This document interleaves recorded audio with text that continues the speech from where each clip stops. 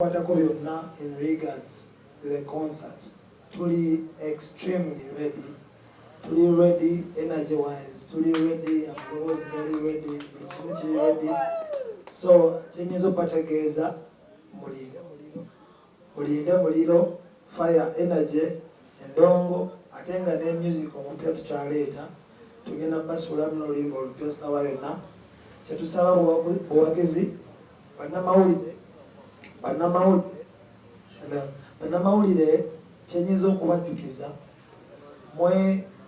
mwe mutandikirwako okutegeeza abantu ebintu bye mwagala bategeere. Buli lwe mwagala okutegeeza abantu ekibi bajja kitwala, buli mwagala okutegeeza abantu ekirungi bajja kitwala. So ebiseera ebisinga ku mirimu wegiti nga talent, because tukolera abantu, tuyimbira abantu, so si bisolo. Abantu abo ebiseera ate nga naffe tuli bantu, abantu abo ebiseera ebisinga bwe muba mubategeeza ate mutuuka ku kintu nga kyammwe nga B2C tuli basajja Bannayuganda, mukisoosowaze mugeremu, muteekewo embeera abantu bategere nti ate ng'Omunigeria tanaba kujja Uganda tulinayo abasajja baffe, tulinayo abayimbi baffe ba B2C, abakyala abayimbi abalungi, tulina abayimbi mu Uganda muno abasobola okutukolera buli omu kyayinza okukola n'abatali Bannayuganda. So tutandikire wano twewagire, tunawagira n'abalala. Zibadde nsaba twongeremu awo mu kuwagira. Bwe munajja ku Freedom City n'ejjula, bwe munajja mu bifo byonna n'ejjula, n'abalala bajja tegeera nti tulina abayimbi mu ggwanga, kubanga music tumulina weewaawo, si bwe kiri, tubayimbidde akabanga kawera. So ebigambo byange mwebale nnyo okujja, tusaba tufune akaseera kalungi, ndowooza baganda benkasooka bogereko nammwe before nga tetunagenda mu bibuuzo. Thank you.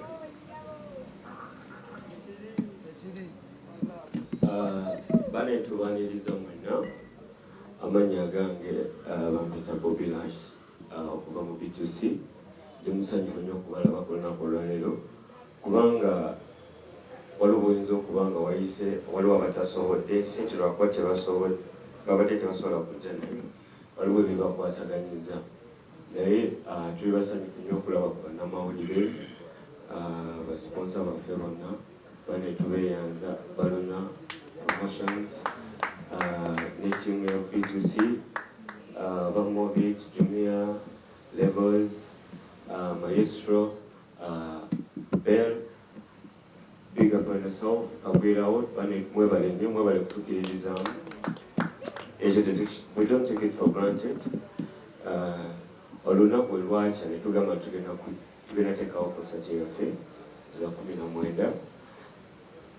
Kyali kivudde ku bbanga lye tubadde tumiisinga bafaani baffe. Nkimanyi nammwe bafaani badde mutumiisinga. Ekintu kye tusinza okukola kwekola music. Tuli bayimbi, tukola music, era tuli basanyusa. Tubeera awo tugamba bafaani baffe, abantu baffe balina okubeera happy. So twabakoowodde olunaku olwaleero mujje mwenna tutegeeze abantu abatamanyi kyolunaku nga 19 August tugenda kubeera ku Freedom City, n'ebitundu ebirala byonna bye tutegese. Bannaye tukoowola abantu baffe byasobodde okubeera wano, kyonna ky'osobola okukola, sindika bazadde bo, baganda bo, abantu ab'enjawulo bonna b'osobola, so that tukola concert esinga okubeera ey'amaanyi era agenda okukola amawulire mu Uganda amalungi. So big up on yourself, ebigambo byange, Mukama banjagale. Thank you so much. Bannamawulire, media fraternity yonna, basponsa baffe abalungi, abawagizi ba B2C, the B2C soldiers, mwenna tubaaniriza nnyo ku press conference eno ekuliddewo ddala omukolo gwa 19th of August, B2C live in concert.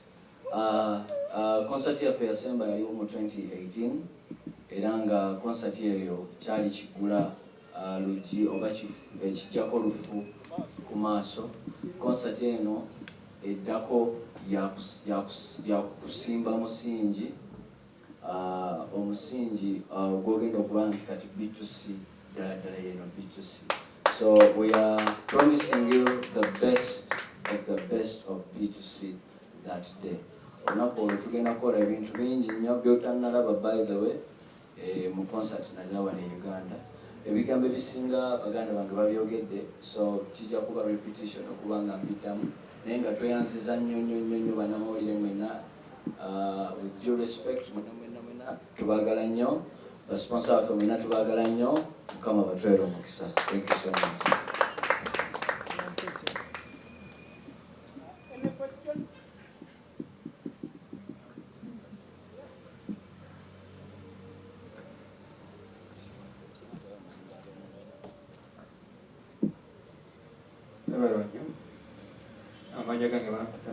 Brochures representing photo images from Barara Direct. So my question is, so I've been seeing the posters of Barara. We did see any Barara is there on that poster. So I was talking with the manager. I'm the one who was talking with the manager by now. So I've traveled from Barara. Government to say so to say one way in the city of Nanga, Simulata, and getting up a hanging in Arabia Hostel. Kati, Sabak Sabi, Sigama, what was on age Sabak Sabi. Would recognize in get to Rio. Never in the not to our Imam, so I'm choosing a woman. I have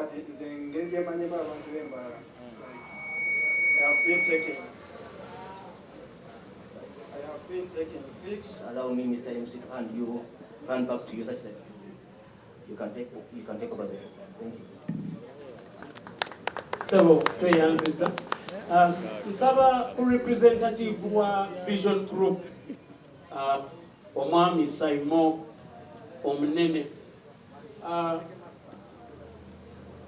Betulina mwenna wano njagala okubategeeza nti Vision Group y'emu ku kampuni ezitadde ssente mu concert eno nga bayise mu brandi yaabwe eya Bukedde, era kansaba omukulu Simon omunene w'ekibuga erinnya agenda alifaananira ddala Mugoba Jenkins Mukasa ayogereko naffe ku lwa Vision Group.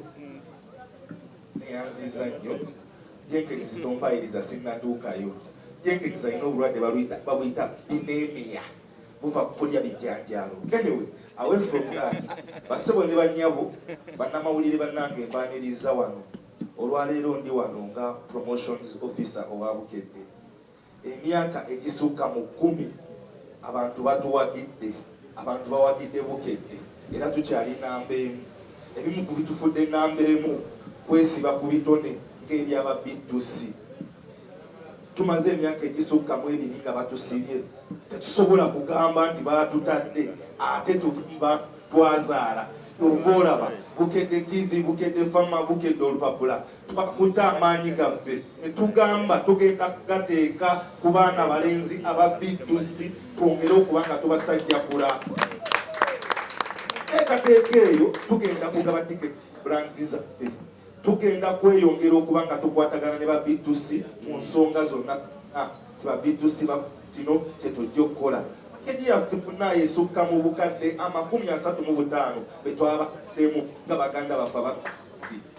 Kampuni ennene nga Bukedde kola kumala gali gyajamya kugenda ku muyimbi atannagumira omunene akwatagana na muki kyovola Bukedde TV, Bukedde Fama, Bukedde olupapula. Naffe twagambye ti baana balenzi bano leka tubateekeko amaanyi gaffe babuutikire eggwanga ffenna twatagane ku Freedom City neyanziza. Sebo webale nnyo, njagala muleme kwerabira nti concert eno eri promoted by Balangidde promoters nga bakoze buli kisoboka okubeera nti bakwasaganya concert eno era njagala okubategeeza nti tufunye okwetonda okuva ku police tebasobodde kuweereza representative but twamaze emisoso gyonna conditions zonna ziri fulfilled era security egenda kubeera very tight but polite. So njagala okukakasa abadigize nti mujje mu bungi nga mumanyi nti obukuumi weebuli. N'olwensonga eyo I want to request Mr. Molowa Solomon, the National Promotions Manager from Uganda Breweries, to address us, and thereafter we are going to go into a Q&A session whereby mujja kunsonyiwa ebibuuzo nja kukkiriza nze sipo nja kukkiriza bibuuzo byogera ku concert na music byokka, era gwe wobuuza ekirala nga microphone njijjayo. So nsaba tubeere civil. It is a promotional press conference. Mr. Molowa, please address the press. Thank you very much. Thank you, moderator, and thank you everybody that has been able to come for this press conference.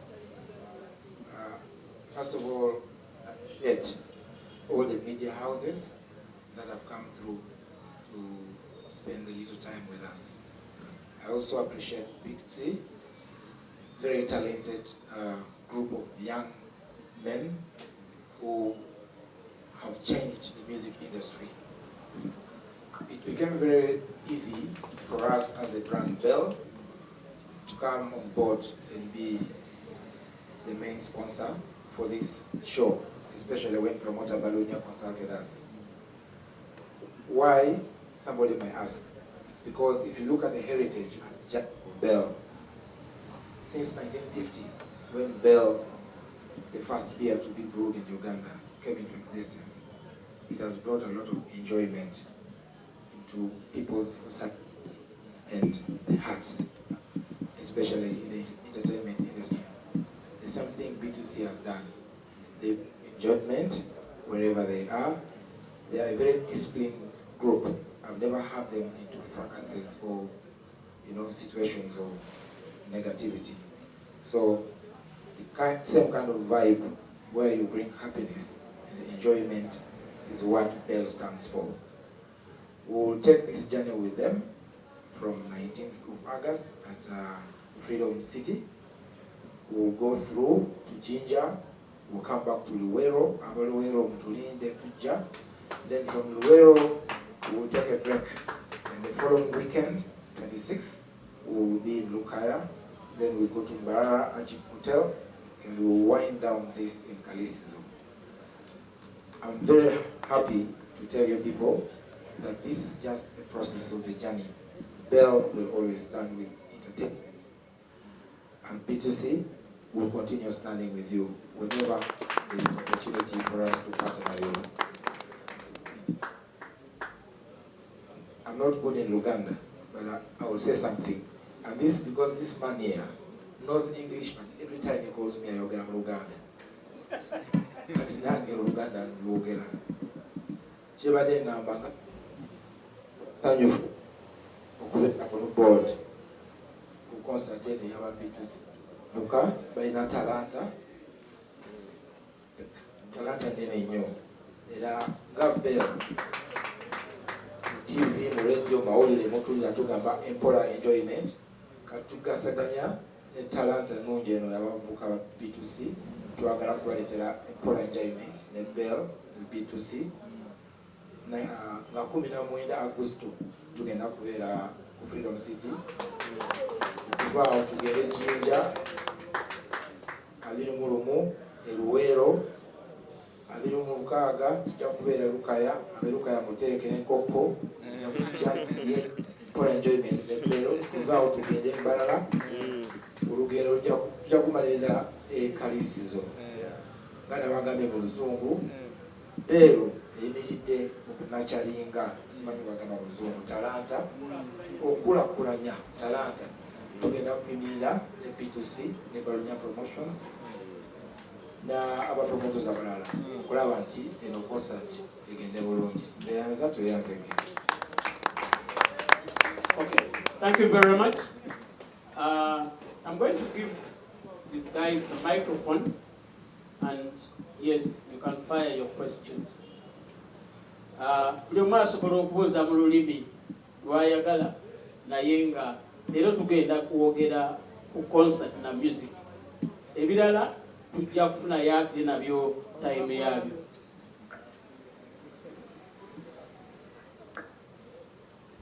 Bassebo ne bannyabo, bannamawulire, mwenna baganda baffe, basponsa baffe abalungi, bonna abazze on board okolagana wamu naffe aba B2C, management ya B2C, bapromoters bonna betukozeeko nabo okuviira ddala olugendo gye lwatandikira paka wano luli. Mbaaniriza nnyo nate ku mulundi guno okolagana omukolo bwe guti oguli ennaku z'omwezi 19 ogutandika ng'ennaku z'omwezi 19 August Freedom City eweeyongerayo paka ekaleesizo. Ensonga ya kwebaza oba yakutegeeza bantu ffe nga biyimbi. Oyagala omukolo gw'enjawulo gubeere n'ebijjukizo mu nnyumba yo? Kankwanjulire ba King Montage Photo Studio. Ffe bakafulu mu kkuba ebifaananyi n'okukola video. Olina wedding, birthday party, kukyala, nika, baby shower, photoshoot oba music shoot na buli kimu kyonna ky'oyagala. Ffe tusobola okuwa ebijjukizo ebirungi eri ebirooto byo. Ate nno mwana wattu kusintiiza omuntu wa bulijjo. Tusangibwa Nankulabe ku Bitaala ku Prime Tower Level 3 Room D04. Okumanya ebisingawo tukubire ku nnamba zino: 07 2 1 4 25 oba 0755 3 731 oba 0777 23 405. King Montage Photo Studio. Ffe tusobola okuwa ebijjukizo ebirungi ate nno mwana wattu kusintiiza omuntu wa bulijjo.